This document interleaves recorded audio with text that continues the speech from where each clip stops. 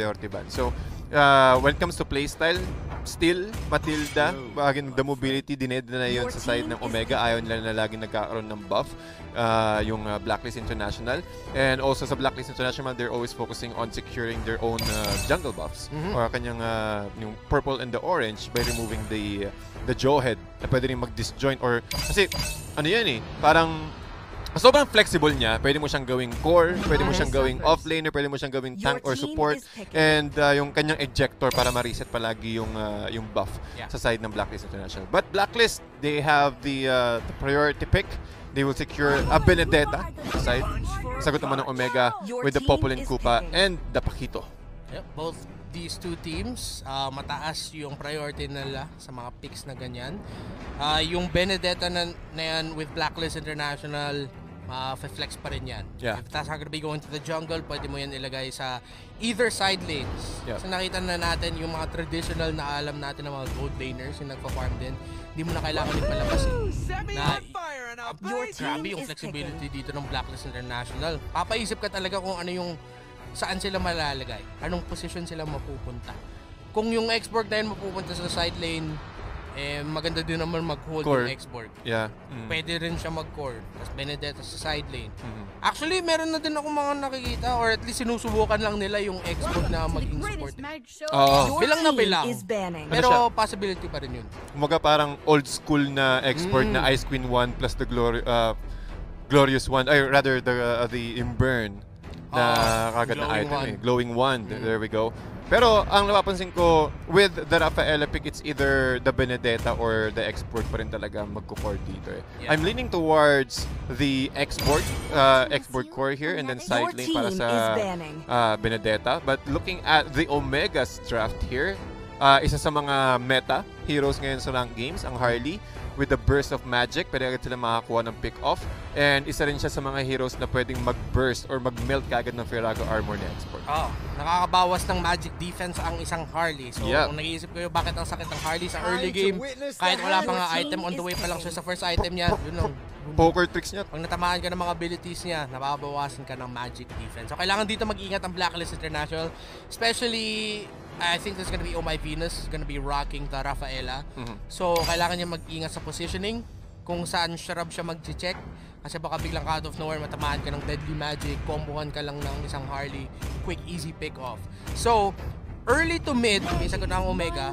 Mid to late game, may sagot rin ng Omega. Picking up the Harley, one of the best picks na pinakita dito ni Kelra. Yeah. So, early to late game covered na sila. Pero magic, damage heavy lineup para sa side ng Omega. Exactly. So tingin ko, ang Popolin Kupa dito, either magiging marksman siya or magiging tank. But I'm leaning towards that marksman hero since kulang nga sila, sabi mo kanina, kulang sila ng physical damage. They're heavily relying on magic. And the pick-off capability dito ng Blacklist International is really strong with that Hayabusa and that Alice. So, well, I'll take it back. Tingin ko magiging tank tong Popolin Kupa and then they will go for that last pick late game hero sa side ng Smart Omega. Pwede rin din naman yung katulad na ginagawa ng iba na yung Popolin Kupa eventually bigyan siya ng mga damage items. So, at first sustain items muna and then damage items eventually. Siguro Demon Hunter Sword at one point para mas mataas yung damage output ng isang Popolin Kupa. Pero last pick ng Omega ay ang isang Saber. Na-mention natin yun kanina and mapupunta kay Ito Max yung Saber na to. It's gonna be interesting to see. Baka support Saber ata? Pwede. Magiging roam lang, no? Or baka magpalit sila ng lane? We'll see. Probably. Pero naka-execute siya. So, ang mangyayari dito, support Saber. Kasi Saber, meron din siyang, well, we're talking about armor or physical depth, mag depth reduction. Isa rin siya sa mga heroes na pwede mag-provide ng ganun. And again, yung kanyang Enemy's Bane passive, mawawala agad yung mga physical armor which is really necessary for Omega to burst someone up. Ito naman, game number 4. It's Omega's turn again to show na, meron din kami mga ibang tricks dito na kaya namin ilabas, ha? Grabe, a support Saber. Makita natin dito with the Popolin Kupa. Yung dalawa na yan na mag-roam, ang taas ng single target pick-off potential nila. Sipin mo si Itomax nga na kahit nasa mid lane, naka-high and dry pa rin. Haji gonna be going in. Medyo delikado dito. Itomax wala pa siyang level 2. Doesn't have the second skill. Pero Haji from out of nowhere, nakasecure ng kill kay Jacknu. Pero at the end of the day, 2 for 2 trade nangyari. Reset lang yung dalawang yung dalawang supports, the support and then the roam. KelVJ, munti ka na nga mahulid doon ni Edward. Wise on the X-Borg again, rocking that core X-Borg. Pag pumikit ka, Oo. ganun lang kabilis. 4 na kills ka agad for a split second. Ganun lang kabilis. Actually, yun nga, pumikit nga lang ako, biglang nagsupresa na lang ako, 4 na yun nawala. Ganun ka agad. 2 na kaagad. Wow! Ito mo naman, ladies and gentlemen, Battle of Legends show match game number 4. Mainit na kaagad ang dalawang teams natin dito, especially Haji, just utilizing his quad shadows. Always picking off, or at least dishing damage para umatras kaagad yung mga members dito ng Blacklist. Yeah. Now KelVJ rotating into the bottom lane. Will have the space escape and then the deadly magic combo poker trick. Labas na niya yung full combo dito. Tingnan natin kung maka-pick off ang KNK connection. There goes the deadly magic poker trick. Oheb, what a read by KelVJ!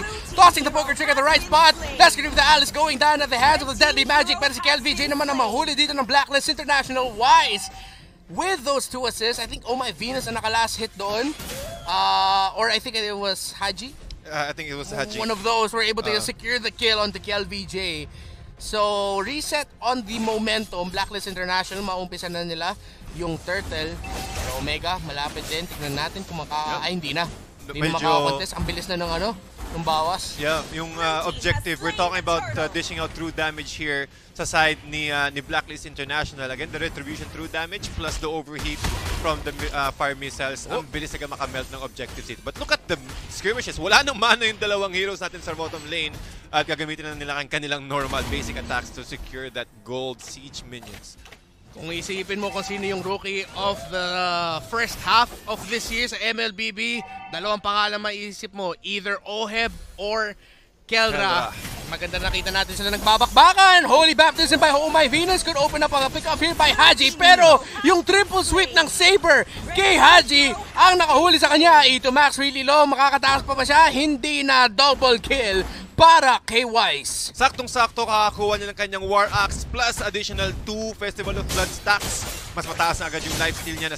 Pwede agad siya mag-play aggressive with the 2 secured kills on the hands of Festival of Blood. 10% additional additional lifesteal. Pero si Edwards naman, kating-kati rin talaga with this new skin. Kita mo kung paano niya kinokontrol yung lane equilibrium para mag-transition agad siya sa mid lane after. And now, Omega gonna be trying to position for a pick-off into the bottom lane. Pero apat ng membro ng Blacklist International ay nandun. Actually, 4 versus 4 ang mangyayari kung maglalaban nga sila dito.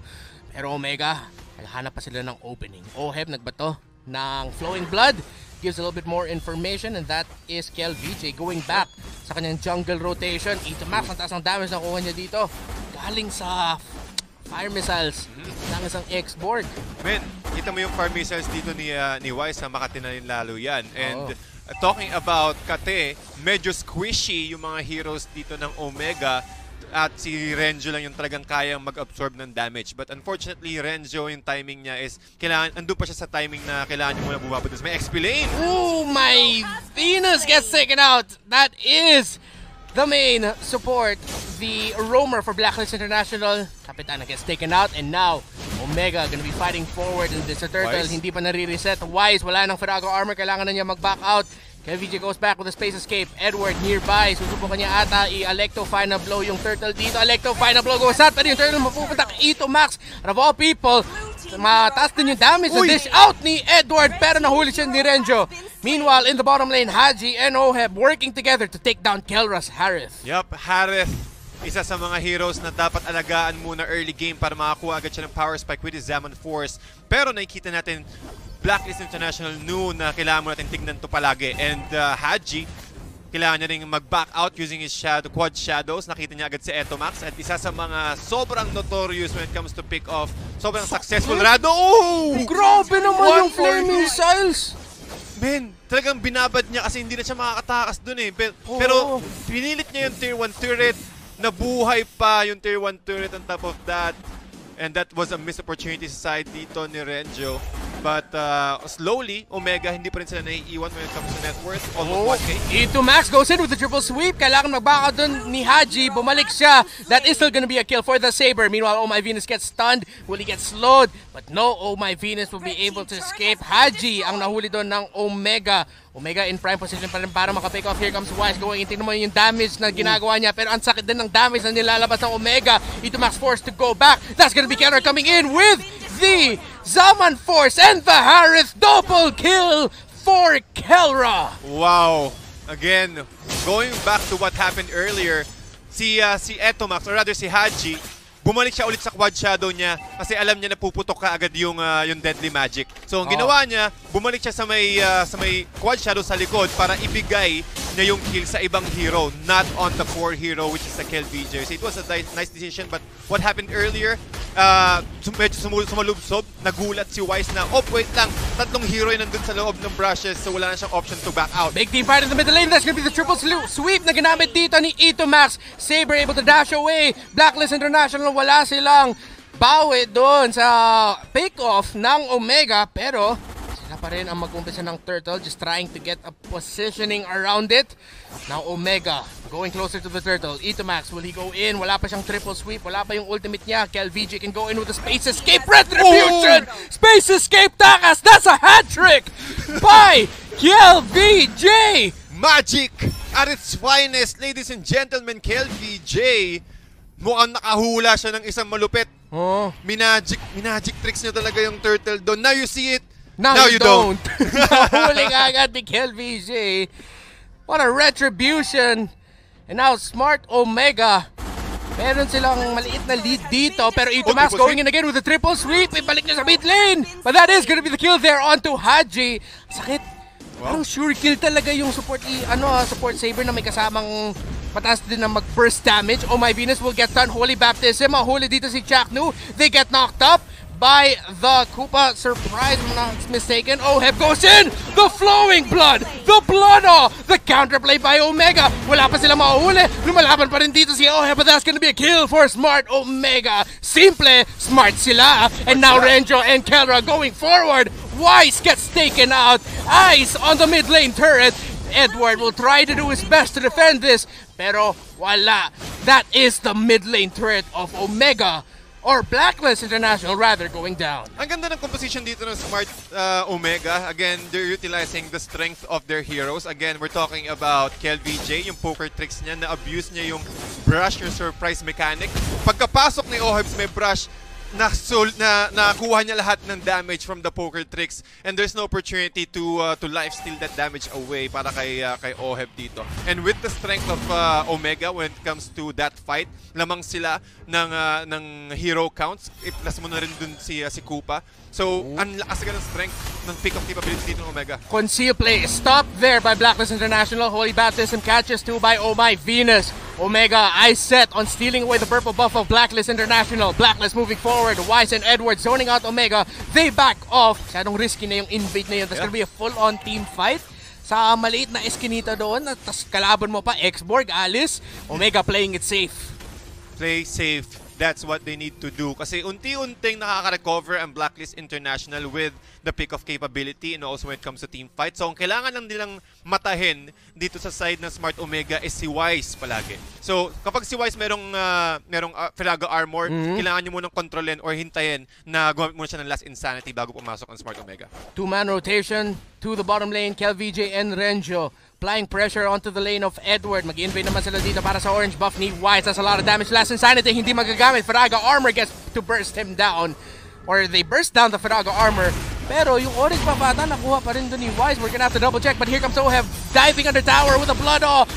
And there's the Winter Trojan growing as a player. Kelra, nakaka-free hit siya. So that's gonna be the Alice going down. Oheb and Aji. Here comes the Omega counterplay. Oh My Venus, mahuhuli pa siya dito.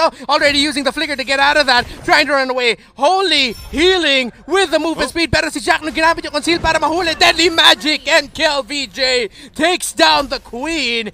And Omega, Smart Omega are still in the lead here. Wow, 3 4-0 exchange in favor of Omega, punishing Blacklist International sa overextension nila from that top lane. Nakita natin kanina na si Oheb medyo bumabad doon sa may part ng top lane. Kahit gumamit siya ng Winter Truncheon, nakuha niya pa rin yung aggro ng turret because of the Blood Ode, and he will be punished for that. So Omega, nakikita natin yung strengths nila at lumapad na rin yung lead when it comes to net worth with almost 5.6k in favor. So that's 2 to 3 core items in advantage para sa side ng Omega. But ramdam mo na dito yung Saber na damage. Kakakuha niya lang din kanina ng Blade of Despair.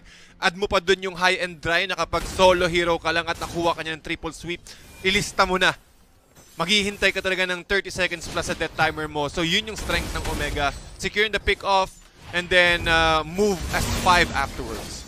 And now Blacklist International with a 7k gold lead deficit.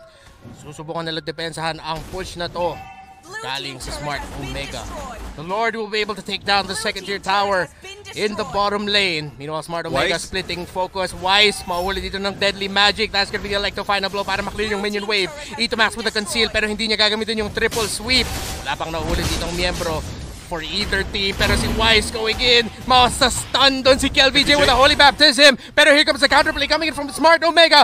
The Harith is running wild all over, pero the counterplay by Oheb, a shutdown onto Itomax, pero 2-for-1 trade lamang dito ang Blacklist International. Renjo, susubukan niya matumba, ipatumba dito si Edward. Edward, will he be taken down by Omega? No, he gets to escape. Shadow kill in by Haji, pero mababurst siya dito ng Smart Omega.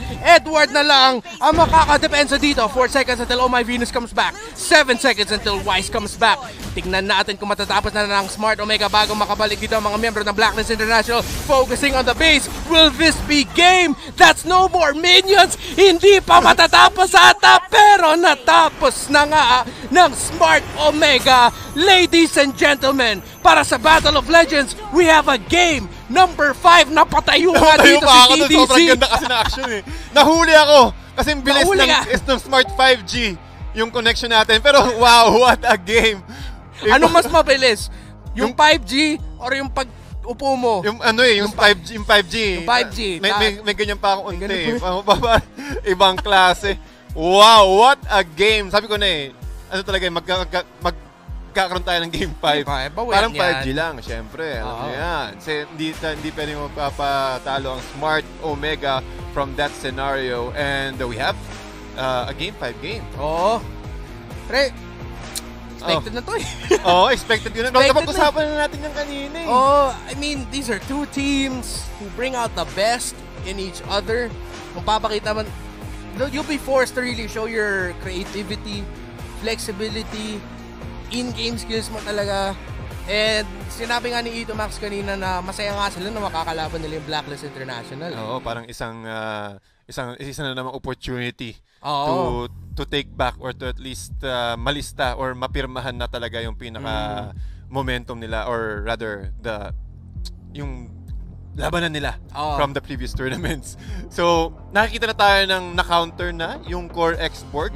Do you agree with me na Saber is the counter for that core export? Well, that makes sense kasi mataas talaga yung pagbawas niya sa sa Firaga armor. Isang combo nga lang, I think close to, like malapit mo na siya i-full burst.